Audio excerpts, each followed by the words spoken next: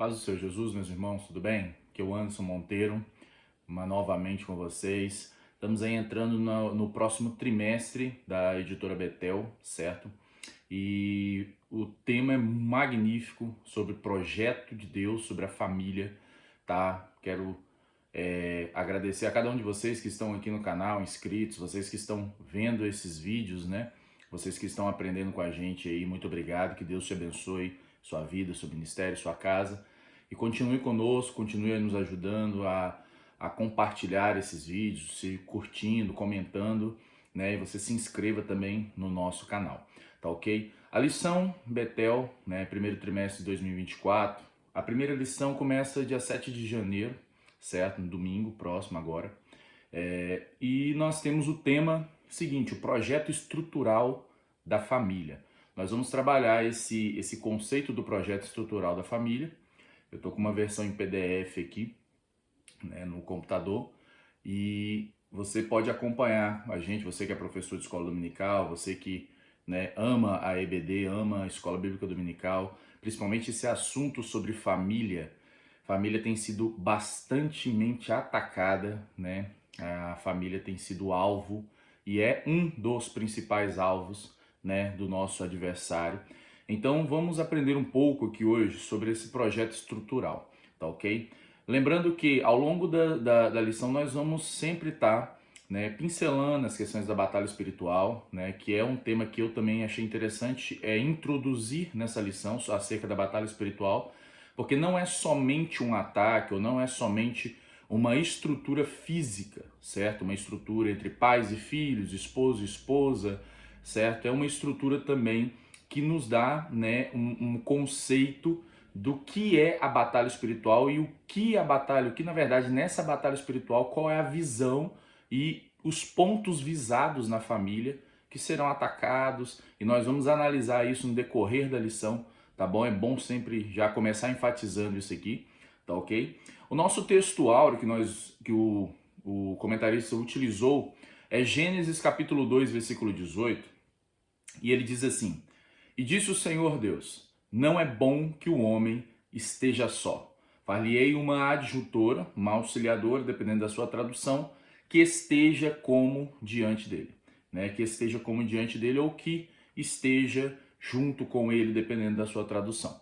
A verdade aplicada diz o seguinte: a criação da família é uma obra de Deus, mas a sua administração e responsabilidade, na verdade, a sua administração é de responsabilidade de seus membros. Ou seja, Deus criou a família e Deus deu essa responsabilidade para, né, o esposo, a esposa, para a família, para cuidarem, né, não somente da família, mas também da posteridade da família. E nós vamos entender essas estruturas, né, como foi, de que forma foi fundada a família, como é esse projeto família, tá? Que na verdade, de forma bíblica, de visão bíblica, porque na verdade tem muitas estruturas, né, de supostas famílias, entre aspas, né, e que na verdade não é o modelo estrutural e original de Deus. E nós vamos aprender isso aqui nessa lição de hoje. Olha só, o objetivo da lição o primeiro é refletir sobre o projeto divino, né, chamado família. O segundo é mostrar que a família, ela precisa estar firmada em Deus. E o terceiro é ressaltar as promessas que Deus tem para a família. Isso é muito importante. Nosso texto de referência não podia ser diferente, Gênesis 2, o versículo 18, que é o texto áureo, e até o versículo de número 24, ele diz assim: E disse o Senhor Deus, não é bom que o homem esteja só, far-lhe-ei uma adjutora que esteja como diante dele. Então o Senhor Deus fez cair um sono pesado sobre Adão, e este adormeceu, e tomou uma das suas costelas e cerrou a carne em seu lugar. E da costela que o Senhor Deus tomou do homem, formou uma mulher, e trouxe a Adão. E disse Adão: Esta agora é osso dos meus ossos e carne da minha carne. Esta será chamada varoa, porquanto do varão foi tomada. Portanto, deixará o varão seu pai e a sua mãe, e apegar-se-á a sua mulher, e serão ambos uma só carne. Certo? Esse é o texto referência. Temos vários textos de leitura, você que queira, né, te indico você ter uma revista dessa da editora Betel, né, busque versões em PDF ou versões físicas, tá? Você pode estar aderindo também, praticando, né, participando da EBD na Assembleia de Deus Madureira mais próximo da sua casa, certo? E vai ser uma bênção para sua família. Olha só, nós temos 3 tópicos a desenvolver nessa lição, e o primeiro deles é o projeto família, o segundo, a família precisa estar firmada em Deus, e o terceiro, as promessas de Deus para a família. Então, olha só, a nossa introdução diz: iniciaremos esse trimestre enfatizando que o casamento faz parte da formação da família, como revelado no glorioso projeto de Deus logo após a criação do ser humano. Veremos que, além de criar, abençoar e capacitar, o Criador deu instruções e estabeleceu princípios que devem nortear, ainda hoje, a formação da família. Então, ou seja, a formação familiar. Número 1 aqui é o projeto, né?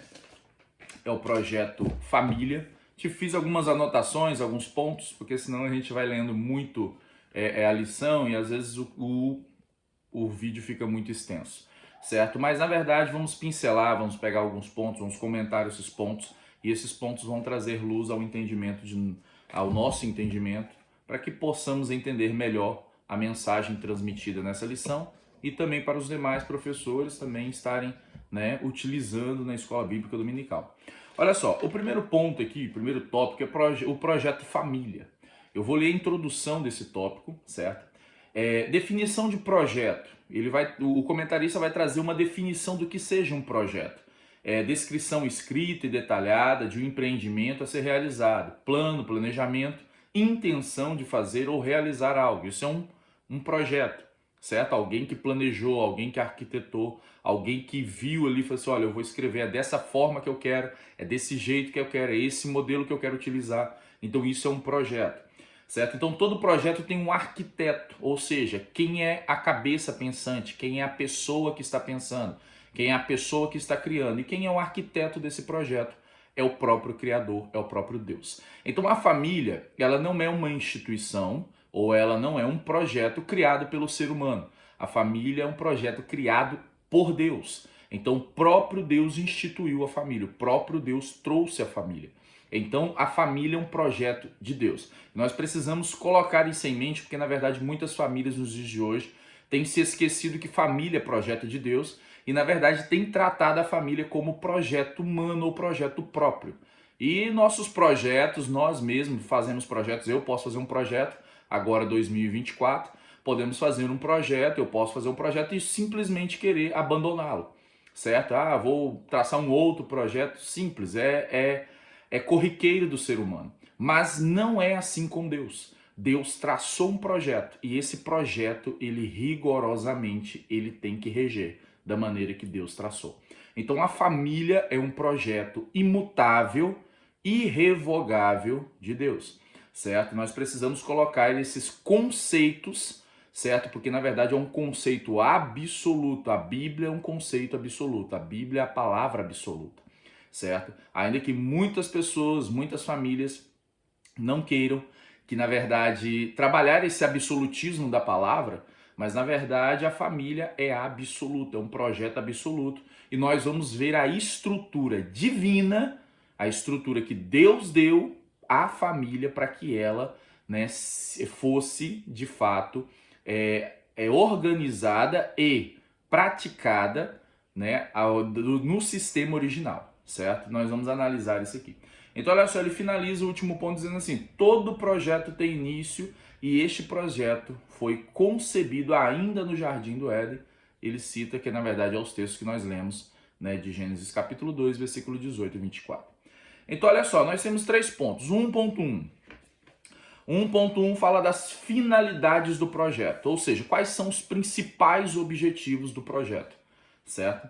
Nós vamos analisar aqui, a revista mesmo vai dar esses pontos, o ponto A, o ponto B, o ponto C. O ponto A da revista, ele disse, não deixar o homem só. Ou seja, o homem, ele criado, ele precisava ser um ser criado, porém relacionável. Deus criou o homem, porém o homem, quando a gente fala homem, a gente fala de toda a criatura, né? Um homem e mulher, que na verdade é um termo generalizado na Bíblia Sagrada.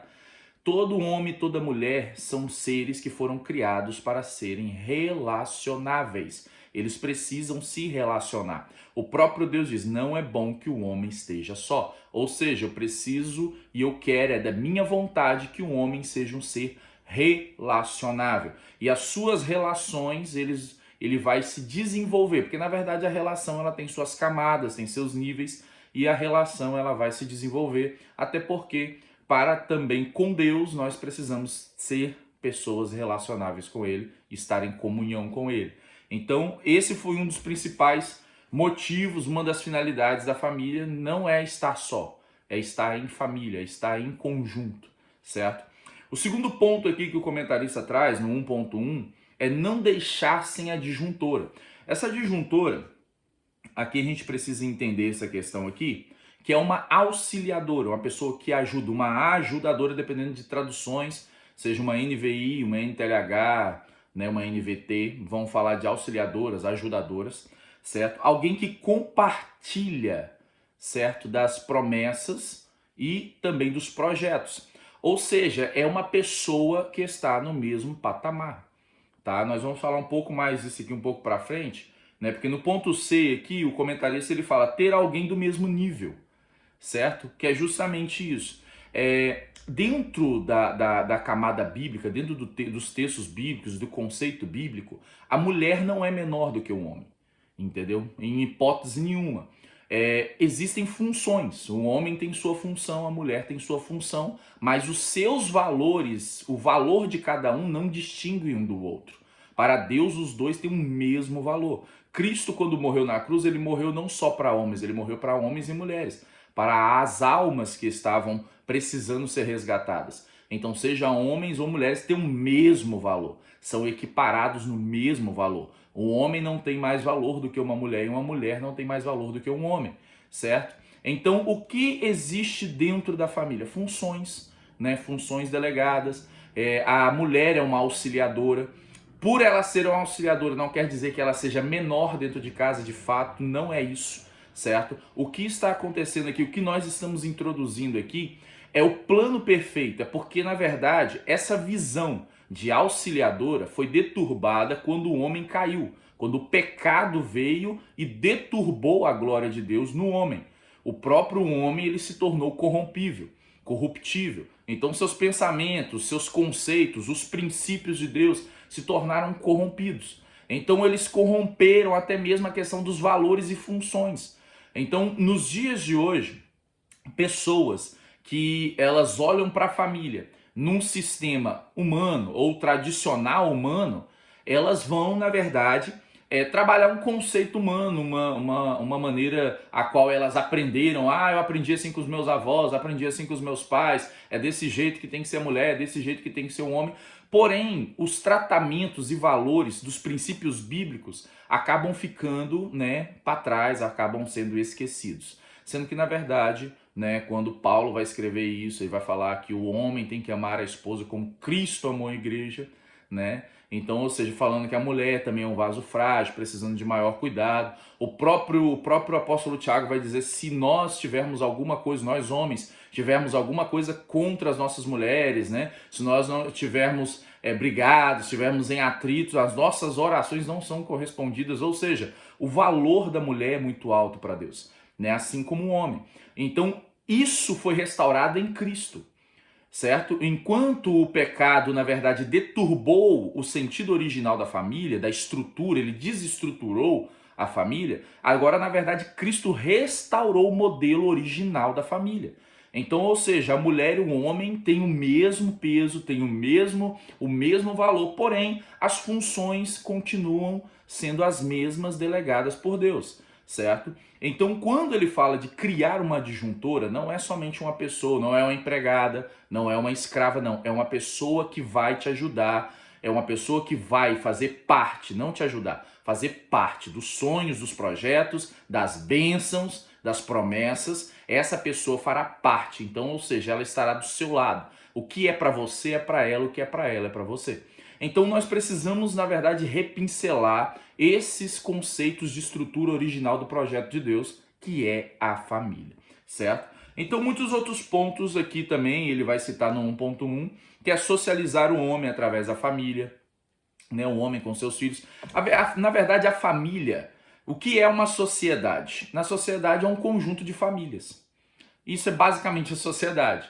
Né? Há um conjunto de indivíduos, ainda que a sociologia transmita dessa forma, mas na verdade a sociedade é basicamente um conjunto de famílias. Porque cada família é uma sociedade. Porque uma sociedade ela é composta de regras, de políticas, de padrões. Dentro da sua casa tem as suas regras, tem suas políticas e tem seus padrões.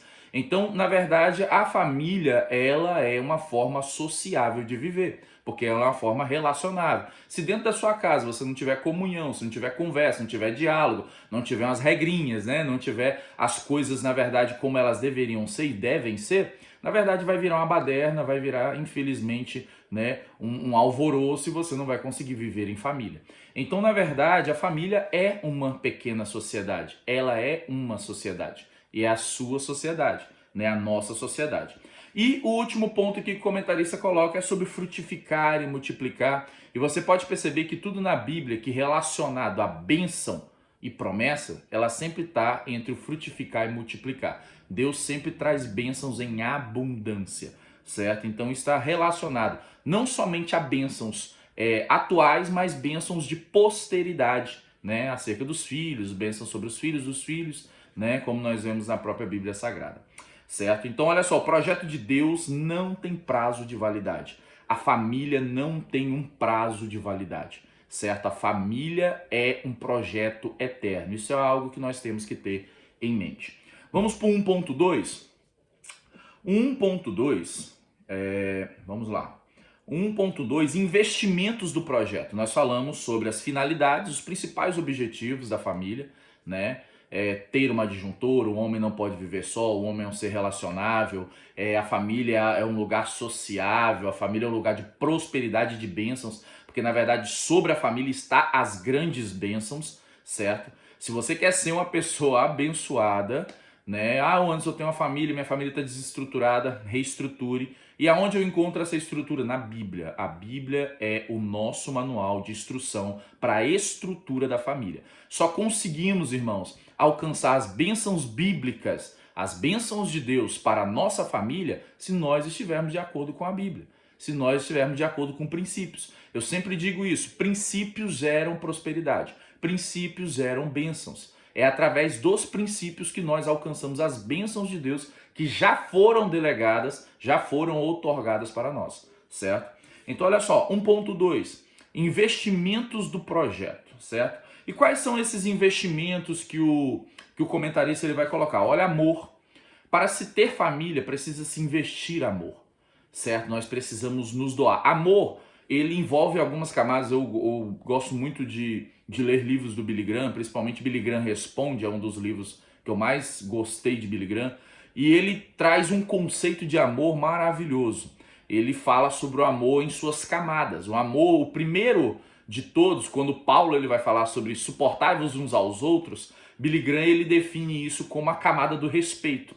Ainda que você, suponhamos, não goste de uma pessoa, digamos assim, não, né, no nosso termo brasileiro não vai com a cara da pessoa, mas você suporta, você respeita, né, o espaço dessa pessoa, e esse respeito ele é uma das camadas do amor. Quando nós alcançamos essa primeira camada do amor de respeitar, mesmo nós não gostando da forma que faz, ou de fala, ou tem algumas divergências, e você aprende a respeitar o seu irmão, ou a pessoa, ou o seu próximo, né? Aprende a respeitar o seu espaço, a respeitar a sua ideia, né? Então isso aí é uma primeira camada do amor. E esse amor ele vai tendo inúmeras outras camadas até chegar à camada da intimidade, que é uma camada mais de aproximação, uma camada mais profunda, né? De relacionamento, de aproximação, de intimidade. Então essa é a camada mais alta do amor, que é a intimidade, que é um relacionamento íntimo, que é onde você conversa do fundo do coração, expõe seus sentimentos, expõe, né, justamente os seus pensamentos. Então isso aí é amor. Amor é se doar. Amor é uma decisão. Antes acabou o amor aqui em casa, minha estrutura de família e tal. Amor é decisão. Nós decidimos querer amar, nós decidimos amar. Cristo decidiu nos amar. Ele é o próprio amor, mas ele decidiu nos amar. Ele quis nos amar. Ele morreu por nós. Porque se ele fosse olhar, levar em conta a dor da cruz, o sofrimento que ele passaria na cruz, ele olharia, se ele fosse comparar, será que vale a pena ou não vale a pena? Mas Cristo, ele decidiu nos amar, ele quis nos amar. Então ele é o próprio amor, e esse amor tomou uma decisão de se expor por nós, se manifestar por nós. Então a mesma coisa acontece no casamento. O casamento, onde está esfriando, as coisas não estão acontecendo, você precisa decidir amar o seu cônjuge, sua esposa, o seu esposo. Isso é uma decisão. Pedir a Cristo que ele brote, coloque em seu coração o Espírito Santo, o fruto dele, que ele produza em você esse amor, que você consiga, né, amar de fato, né, da mesma proporção que Cristo amou, entendeu? Então esse amor ele precisa, né, ser um investimento dentro da estrutura do lar, porque senão não tem como ter um lar feliz sem amor, é impossível. Então olha só, outro investimento, responsabilidade. Muitas pessoas olham a família como se ela fosse algo que você pode começar agora e terminar. Vou terminar, não deu certo e tal, vou acabar aqui. A família, como eu disse, ela é algo imutável. O projeto original de Deus é inalterável. Então, ou seja, quando nós temos uma família, nós precisamos demonstrar responsabilidade. Né? Sou casado, né? Graças a Deus com a minha esposa há 12 anos, temos 2 filhos e nós sempre estamos ali, antes nunca teve atrito, sempre tem atrito, porque na verdade onde tem 2 pessoas tem atrito, mas nós sempre lembramos daquilo que nós nos prometemos uns aos outros, é uma responsabilidade. Essas afirmações que nós fizemos é uma responsabilidade, ou seja, eu tenho uma responsabilidade com a minha esposa, eu tenho uma responsabilidade com o meu lar, eu tenho uma responsabilidade com os meus filhos e além de tudo, sempre eu casei com a minha esposa, eu falei, olha, eu fiz uma aliança primeiro com Cristo e depois eu fiz uma aliança com você. Então nós temos responsabilidades e precisamos honrar com as nossas responsabilidades. A família, ela requer não só de amor, mas responsabilidade, certo? E também não somente amar e ter responsabilidade, mas ter a presença de Deus no seu lar. Anderson, como eu atraio a presença de Deus para o meu lar? Nós vamos chegar numa outra camada aqui, um pouco mais à frente, né? Mas oração, a busca da santidade, viver os princípios de Deus, como nós falamos aqui, a própria Bíblia Sagrada, ela é o manual estrutural da família. Ela é o manual que a família precisa ler com mais frequência para que possa entender os seus princípios, os valores ali em xeque. Se nós, realmente eu estou fazendo isso aqui, eu não estou conseguindo atingir isso aqui, nós precisamos alinhar com a Bíblia Sagrada para que nós possamos atrair a presença de Deus para o nosso lar. Nós precisamos colocar Deus como o centro da nossa casa, o centro da nossa família, o centro do nosso casamento, porque Ele é o criador do projeto. Então ninguém melhor do que ele para fazer as manutenções, ninguém melhor do que ele para saber aonde estão as rachaduras, aonde estão as brechas, aonde precisa de reforma. Então ele é o dono do projeto. Então cabe a nós entendermos que nós queremos ter a responsabilidade de manter o projeto de pé e nós pedimos a ele a ajuda para ele nos ajudar e nos estruturar, certo? E também o último ponto aqui que o comentarista deixa no 1.2 sobre a cooperação. Isso é muito importante, porque é o seguinte, uns aos outros precisam cooperar, certo? Sabe quando o meu pastor, né, o pastor Wesley da nossa igreja aqui em Coporanga, uma vez ele estava ministrando um casamento esses dias de uma afilhada nossa, né, uma pessoa muito próxima de nós, e ele disse algo muito interessante. Eu e minha esposa, a gente até começou a brincar aqui em casa e falou assim, olha, eu prefiro ser feliz do que ter razão, né? Então a cooperação, ela nem sempre ela parte de uma razão, mas ela parte de uma flexibilidade, certo? Então nós precisamos ter um pouco mais de flexibilidade, principalmente os casais, né? Às vezes o cônjuge está certo, né? E o outro não quer dar o braço a torcer. Então qual é a forma melhor? É eu ser rígido a ponto de quebrar ou eu ser flexível a ponto de alinhar? Então, às vezes, a gente precisa reavaliar se, na verdade, estamos sendo rígidos demais, se precisa se aplicar uma flexibilidade melhor. E essa cooperação, esse entendimento entre os dois, entre o cônjuge, entre o esposo, a esposa, entre a família em geral, se tem filhos, né? Entre os filhos e a família, nós precisamos ter essa cooperação, cada um colaborando nas suas funções, da maneira que pode, para que a família continue em harmonia. A moral da cooperação é manter harmonia e paz dentro de casa, entendeu? Então nós precisamos trabalhar essas questões de cooperação e harmonia com maior frequência para que a estrutura não venha a rachar, porque senão a estrutura vai rachar. E se a estrutura rachar, fica algo complicado, né? Então nós precisamos zelar por esse momento de cooperação, porque é um momento muito importante, porque na verdade envolve a parceria, certo? Porque o casamento é um contrato, né? O casamento é um contrato. Ou seja, ambas as partes, elas têm os seus deveres, elas têm suas obrigações, né? E elas também têm as suas participações. Então nós precisamos sempre estar reavaliando, buscando entender as nossas participações, se elas estão positivas ou negativas. Então isso é muito importante para que um casamento ele possa ser bem sucedido, para que uma família possa ser bem sucedida, certo? Olha só, ele fala sobre uma taxa de juros, né, do projeto, e essa taxa de juros é vencer dificuldades, obstáculos, crises, sempre vai existir na família, né? Para quem já é casado, talvez há mais tempo, já sabe disso, talvez alguém que seja novo em casamento, ou talvez alguém que está pensando em casar, está assistindo esse vídeo, essa aula, né? Muito bom, essa lição vai ser maravilhosa. Nossa, eu estou até ansioso pelos próximos tópicos. Sempre haverá dificuldades, sempre haverá obstáculos, sempre haverá crises, mas nós precisamos firmar nos investimentos que colocamos. O amor, a responsabilidade, a presença de Deus, a cooperação, para que nós possamos mantermos firmes e entender que o projeto não é nosso, não é meu, não é da minha esposa, não é dos meus filhos, é de Deus, certo? Então esse projeto, ele já deu mais do que certo, ele deu certo de eternidade a eternidade, e nós precisamos compreendê-lo, nós precisamos entender, né, o que o Criador quer de nós, para que nós possamos manter firmes e constantes nesse projeto, que é maravilhoso. E os objetivos desse projeto é produzir, é multiplicar pessoas, produtos idênticos, ou seja, eu e minha esposa, casados, temos filhos, qual é o maior objetivo? É produzir nos nossos filhos a mesma identidade, não vou falar identidade, mas os mesmos valores que nós trazemos dentro do nosso lar, dentro da nossa vida matrimonial, para que eles possam ter o mesmo exemplo. Eu até anotei uma frase aqui: ninguém abre um negócio para falir, né? Ninguém se casa para dar errado. Então, ou seja, a questão aqui é que nós, a sociedade atual, ela é responsável, a família atual, grave isso, a família atual, ela é responsável pela família do futuro, pela família do amanhã. Ou seja, nós pais hoje somos responsáveis pela família do amanhã. Então, ou seja, nós estamos com a responsabilidade de gerar filhos e filhas que terão valores familiares.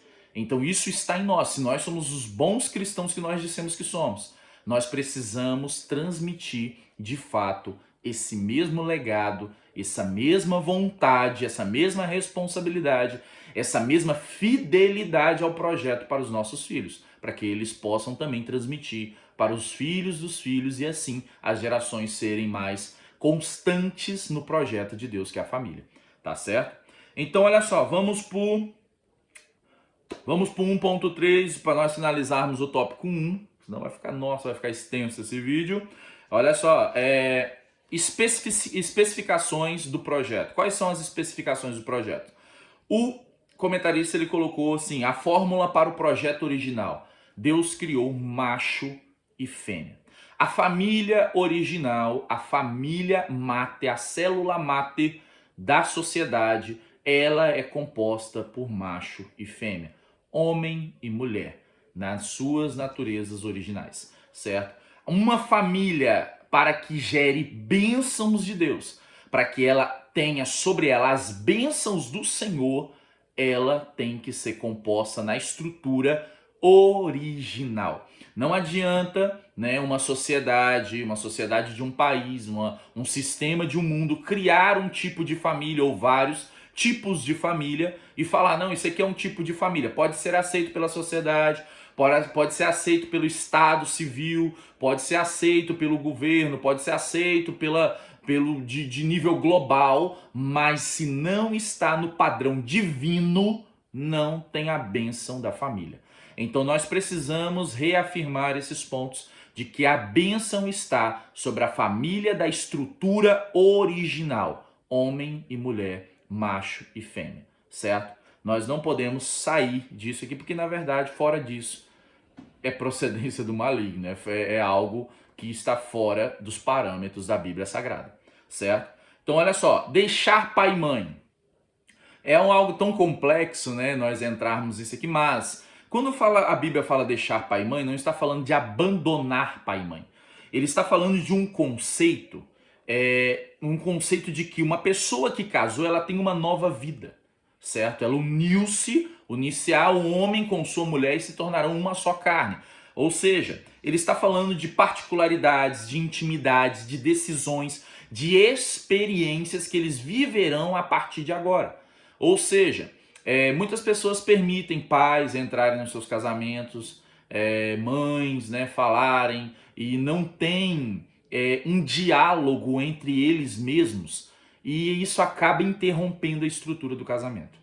Então, ou seja, não é errado termos conselhos de pai e mãe, não é errado nós analisarmos os conselhos. Errado é nós pegarmos os conselhos de pai e mãe e darmos como autoridade dentro da nossa casa. A autoridade dentro da nossa casa, a autoridade dentro da sua casa é de esposo e esposa.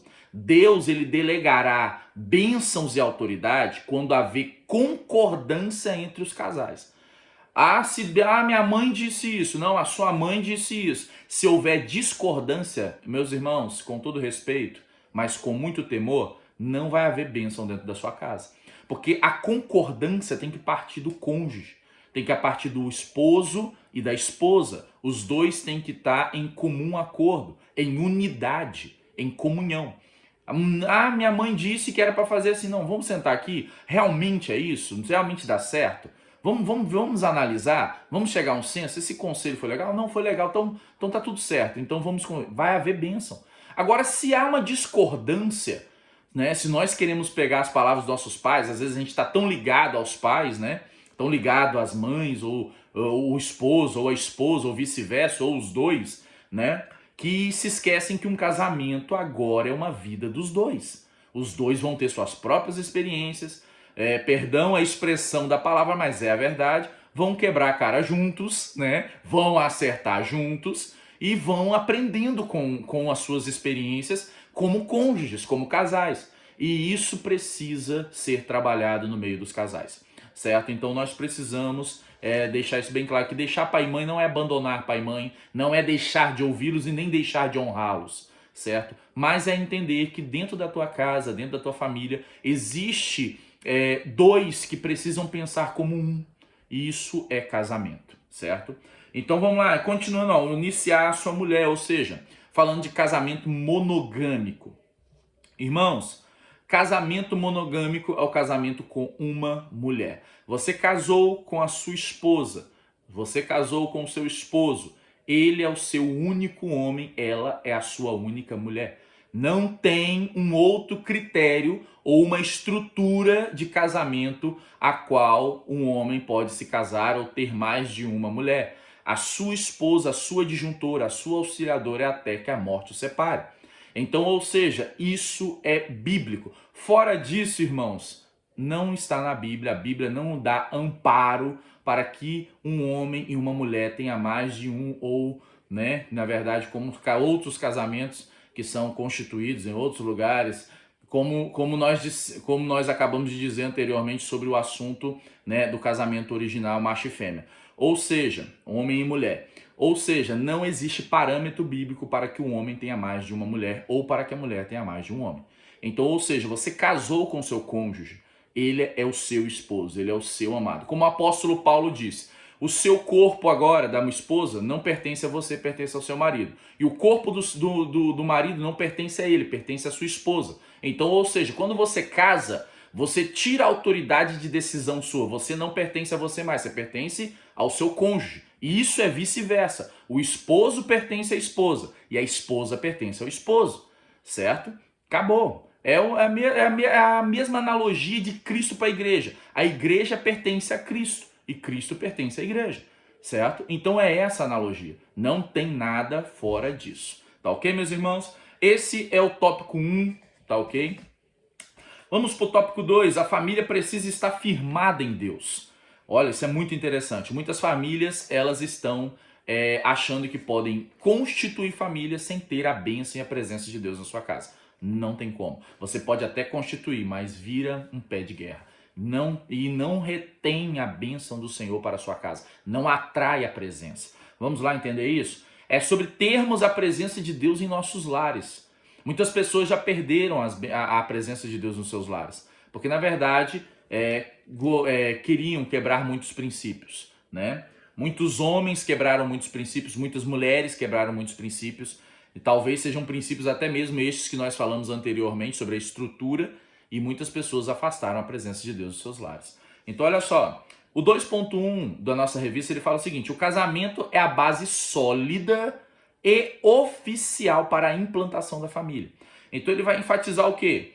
Ele vai enfatizar aqui, nós vamos enfatizar aqui o último ponto que nós falamos, né, sobre o que é o casamento estrutural, que é um homem e uma mulher, né, deixar os pais, né, constituir uma nova vida familiar, de suas experiências, suas particularidades, e também de um casamento monogâmico, ou seja, uma só mulher e um só homem, certo? Então isso aqui são as estruturas básicas.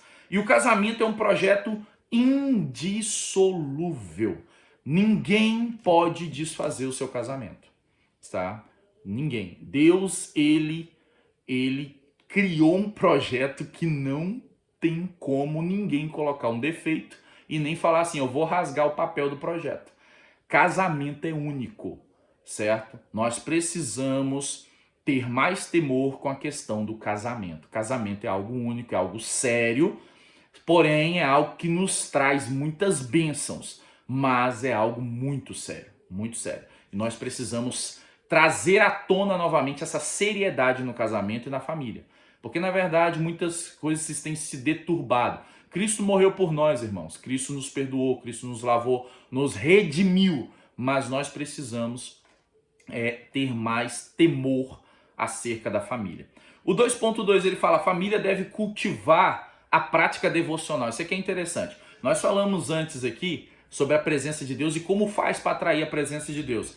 Esse aqui é o ponto que eu queria chegar. A leitura diária da Bíblia, tá? Tanto em coletivo quanto individual. Nós precisamos ler mais a Bíblia, meditar mais na Bíblia, ter momentos devocionais, momentos particulares, tempos separados para estarmos com Deus, certo? Nós precisamos de oração, a prática da oração em casa, a ensinar os nossos filhos a orar, ensinar os nossos filhos a ler a Bíblia. Ah, eu não tenho filho, então você como esposo e esposa, vocês precisam praticar mais, dedicar um tempo ao Senhor, à prática da meditação da palavra, para rever os conceitos que estão faltando dentro da sua casa, para que você possa atrair a presença de Deus para o seu lar, tá? E também o hábito de ouvir louvores, irmãos, isso é magnífico. O hábito de ouvir pregações, louvores dentro da tua casa, atraindo a glória de Deus, atraindo a presença de Deus para a tua casa. Comece a fazer, porque na verdade, vamos falar dessa maneira. Na verdade, a santificação, muitas pessoas acham que a santificação é somente um jeito de andar. A santificação é atitude.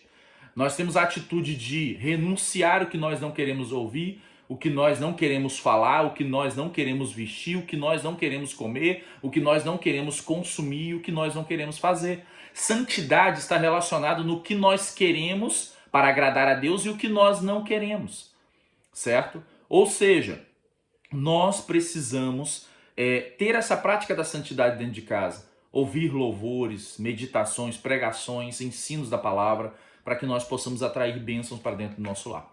E o 2.3, para nós finalizarmos, todo novo matrimônio precisa cortar o cordão umbilical. Esse é o 2.3, é bom também falar dele. Falamos um pouco no final, aqui no 1.3, no tópico 1, mas é muito bom a gente realinhar isso aqui. Olha só, Deixar aqui, e deixar não é abandono, como nós falamos, né? A união matrimonial é uma autonomia dada somente aos cônjuges, ou seja, quem tem autonomia dentro da tua casa? Você e sua esposa, tá? Você, esposa, e seu esposo. Então, ou seja, vocês é quem tem autonomia dentro da sua casa. Como eu disse, não é errado ter conselho dos pais, do tio, do avô, né? Do amigo, não é errado. Mas errado é nós tomarmos esse conselho para nós sem analisarmos com o nosso cônjuge. Isso é errado. Então nós precisamos, o cônjuge, o esposo e a esposa e vice-versa precisam estar em unidade, em comunhão, tá bom? Não que não podemos ter conselhos, é isso que eu falei.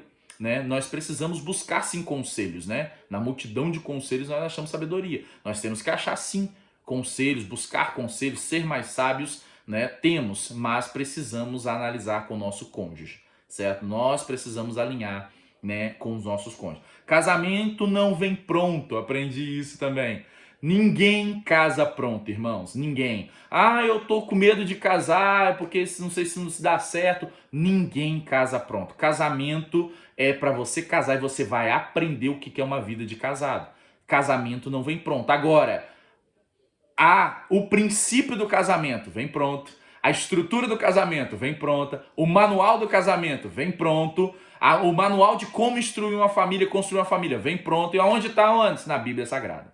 Está na palavra de Deus. Isso já vem pronto. Agora, cabe a nós construirmos tudo isso. Nós vamos construir família, nós vamos construir um lar através da Bíblia Sagrada, através da palavra de Deus. E dessa maneira, tá? Eu gosto muito do texto que Jesus utiliza lá em Mateus capítulo 7, sobre o homem sensato que edificou sua casa na rocha e o insensato que edificou sua casa na areia. Cabe a você se você quer construir seu casamento numa rocha, na rocha que é Cristo, ou se você quer construir seu casamento de qualquer jeito numa areia, para quando vier as crises, os obstáculos e as dificuldades, para saber qual que vai sobressair. Você já sabe da história, então você sabe que sobressai quem está firmado na palavra que é Cristo, quem vive segundo a palavra que é Cristo Jesus, certo? Então olha só, esse é o 2.3, precisa-se sim de estrutura, viver as suas próprias experiências, entender que essas experiências e esse processo que vocês estão passando, que nós passamos, é para crescimento e maturidade. Seja espiritual, seja financeira, seja emocional, seja sentimental, seja física, seja material, independente das circunstâncias que você esteja vivendo, todos os processos que nós passamos e crises são para nos sustentar e nos dar alicerce, tá bom? Nos fortalecer. E o ponto 3, o tópico 3, para nós finalizarmos, as promessas de Deus para a família. Então olha só, depois que nós entendemos essas estruturas, depois que nós entendemos aonde encontrar essas estruturas e de que maneira viver essa estrutura original da família, do casamento, vem as promessas de Deus. Não tem como eu alcançar a promessa de Deus sem ter uma família estruturada na palavra. É impossível eu viver e alcançar promessas de Deus sem que eu viva princípios, ok? Então olha só, nós temos os Salmos de número 128, vou ler aqui. Nós vamos ler lá Salmo de número 128, se você quiser abrir isso, a Bíblia em Salmo de número 128. É um texto conhecido, né? Por todos nós sabemos sobre a bem-aventurança do homem que teme ao Senhor. Olha só, bem-aventurado aquele que teme ao Senhor e anda nos seus caminhos, pois comerás do trabalho das tuas mãos, feliz serás e te irá bem. A tua mulher será como videira frutífera aos lados da tua casa, os teus filhos como plantas de oliveira à roda da tua mesa. Eis que assim será abençoado o homem que teme ao Senhor. O Senhor te abençoará desde Sião e tu verás o bem de Jerusalém todos os dias de tua vida, e verás os filhos dos teus filhos e a paz sobre Israel. Então olha só, aqui nós vemos a bênção do homem que teme e anda. Isso é magnífico. Não basta somente temer a Deus, você tem que andar no caminho dele. Ou seja, porque só no caminho do Senhor que tem bênçãos. Em outro caminho que você escolher na vida, não haverá bênçãos, não haverá prosperidade, não haverá promessas. Mas se você andar no caminho do Senhor com temor, E esse temor não é medo, esse temor é reverência, entendendo quem ele é. Você vai receber as bênçãos de Deus. Gente, isso é magnífico. É bênção sem fim, tá? Porém, nós aqui como comentarista diz, os pré-requisitos para que você possa alcançar as bênçãos é andar no caminho do Senhor e temer ao Senhor. Esses são os pré-requisitos. Quer que a sua família vá bem? Quer que o seu casamento prospere? Você quer prosperar na sua família? Ande nos caminhos do Senhor e tema a Ele. Tudo vai bem. Tudo vai bem. Ah, antes não vou passar dificuldade, vou passar necessidade. Vai passar dificuldade, prova. Mas a certeza que nós temos é que o Senhor está conosco. Nós estamos passando prova no caminho do Senhor. Nós estamos passando dificuldade, mas temendo ao Senhor. E é o Senhor quem nos responderá. Não é outra pessoa, não vamos depender de homens e de mulheres ou de pessoas, mas vamos depender do Senhor, tá bom? Então olha só, 3.1, a tua mulher será como a videira frutífera ao lado da tua casa. Aqui ele fala das mulheres que vão dar filhos, as mulheres que vão ter filhos, né? Porque na verdade na cultura judaica era uma alegria muito grande uma mulher gerar filhos, certo? Ou seja, era uma sequência de posteridade. Eu analisando, quando eu estava estudando essa lição, eu vi porque na verdade eu conheço muitas pessoas, né, que não podem ainda ter filhos. Eu falo ainda porque o Senhor, ele pode fazer o que ele quiser, né? O Senhor é o Deus do impossível e ele pode abrir a madre de uma mulher e lhe dar muitos filhos. Mas eu analisando essa bênção, tudo bem que ele pode estar pegando no sentido literal, certo? No sentido dos filhos, mas nós podemos também transmitir no sentido espiritual, no sentido relacional e no sentido emocional. Por quê? Porque a mulher, ela tem uma dádiva. Que dádiva é essa? A dádiva de gerar. A mulher, ela gera. A mulher, ela consegue gerar amor dentro de casa. Ela consegue gerar felicidade dentro de casa. Ela consegue gerar tranquilidade, fidelidade. A mulher tem o dom de gerar. Ela tem o poder de gerar. Então, quando nós temos o Senhor como o nosso caminho, o nosso Senhor, quando nós tememos a Ele, as nossas esposas, elas gerarão, o nosso matrimônio gerará. Gerará o quê? Vai gerar amor, vai gerar fidelidade, vai gerar paz, harmonia, vai gerar bênçãos, tá? Inúmeras bênçãos. Talvez você ainda não alcançou um filho, né? Mas eu creio em nome de Jesus, eu profetizo, né, que o Senhor possa abrir a madre da sua esposa e abençoar a tua casa e você ser feliz com aquilo que você tem pedido ao Senhor, em nome de Jesus. Mas caso ainda não aconteceu, o teu lar está gerando amor, paz, alegria, que o Senhor vai gerar tranquilidade, o Senhor vai gerar comunhão, unidade, intimidade. A mulher tem esse poder. O próprio apóstolo Paulo fala que quando a mulher ela é sábia, sendo a mulher crente e o esposo ainda não crente, descrente, a mulher sendo sábia, ela ganha o marido. Por que ela ganha? Ela tem o poder de gerar isso no homem. Ela tem o dom de gerar. A mulher, ela é abençoada por Deus, né? Assim como os homens, todos nós somos abençoados, mas a mulher, ela tem a bênção de gerar. Ela tem a bênção de gerar, e ela não somente gera filhos, mas ela pode gerar sentimentos, né? Ela pode gerar, ela pode inspirar homens e mulheres, né, a poder também vivenciar o que ela está gerando. Então isso aqui é magnífico. O homem que teme ao Senhor, a família que teme ao Senhor, ela gera milagres, ela gera bênçãos, tá? Isso é geracional, isso é magnífico. Eu gostei de aplicar isso aqui porque abrange toda a família, seja aos casamentos, né, que ainda não têm filhos e que ainda planejam ter filhos, Deus abençoe, mas ainda não tem, mas a mulher, ela tem esse dom de gerar, tá bom? Olha só, 3.2, os teus filhos como plantas de oliveira à roda da tua mesa.